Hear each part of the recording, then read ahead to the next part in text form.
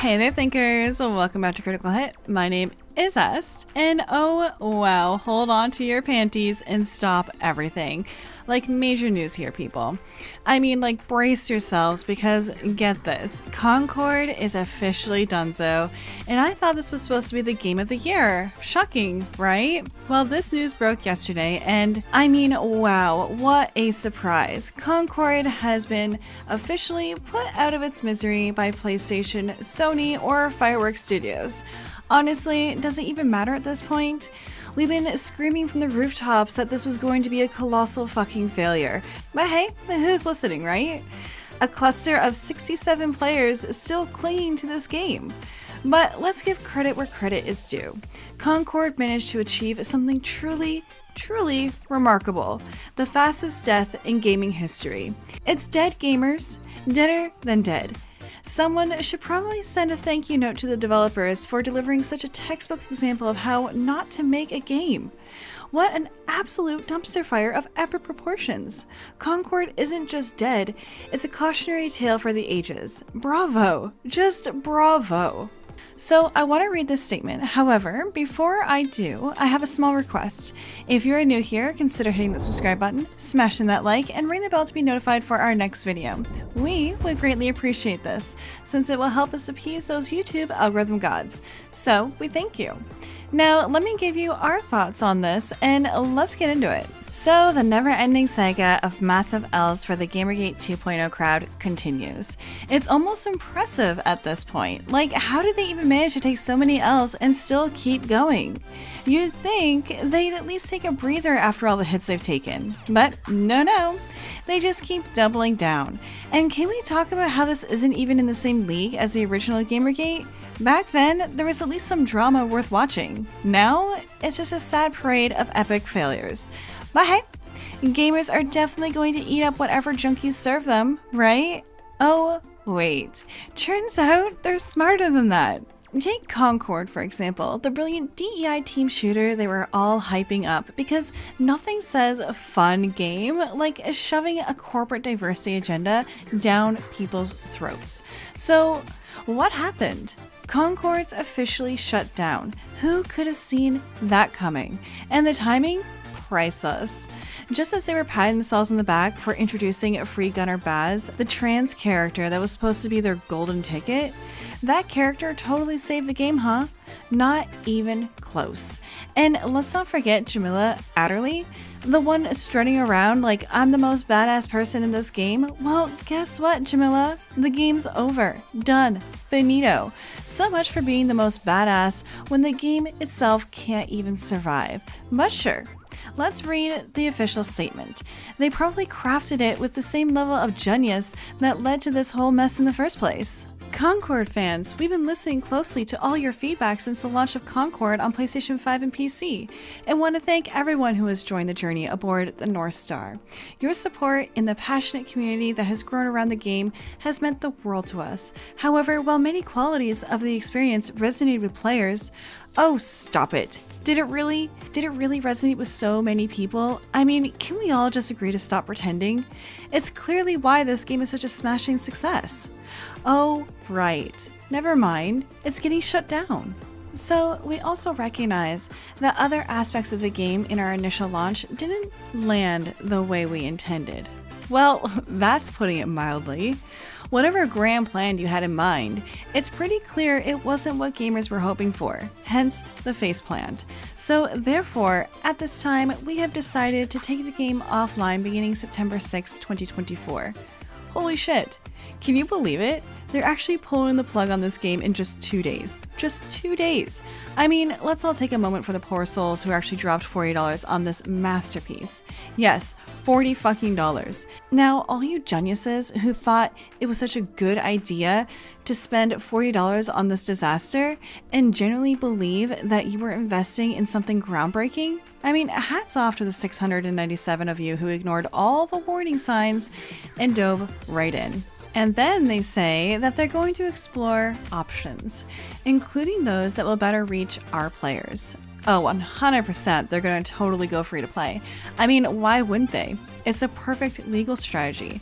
First, they'll shut down the game, because who needs players anyways? Then they'll generously offer refunds. Like, how thoughtful.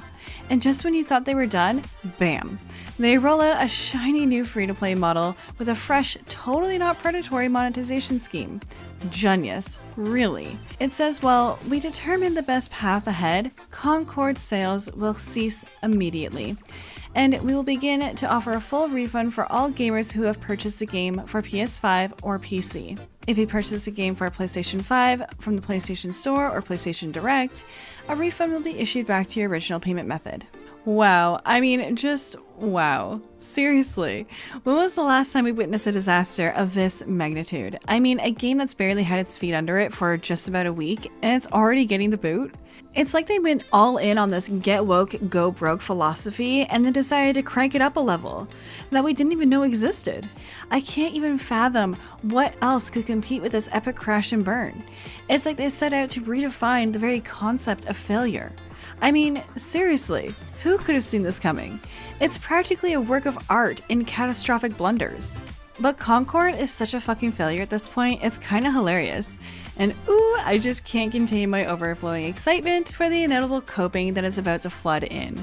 And it's going to be an absolute masterpiece of delusion. Seriously, who doesn't love watching people squirm to try to save face? Especially the ones who spent all that time gaslighting everyone with, oh, Steam numbers don't matter. Like, do you even hear yourselves? Do you even remember how confident they were? Because I sure do. They were strutting around like peacocks boasting, PlayStation numbers are fantastic, we're sitting pretty at number 6. Yeah, sure. If you conveniently ignore the tiny detail that only about 1,200 people were actually playing, and most of them couldn't even manage to get a first kill. Bravo! Truly, what an achievement to hang on your wall. I can't even wait to see the mental gymnastics they're going to try to perform to pretend that this isn't a complete disaster. Like, are you kidding me right now? Only 43 players online. And wow, such a crowd. Let's just marvel at how the numbers keep plummeting in real time. Oh look, it's still dropping. People actually saw this announcement and decided, no thanks. This game is such a riot, right?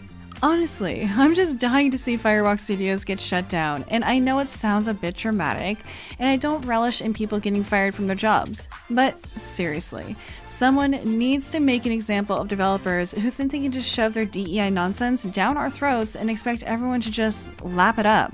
And let's not forget the cherry on top. Their developers are out here playing internet vigilantes, calling people bigots just because they don't bow down to their masterpiece of a game. Like, bravo! Really?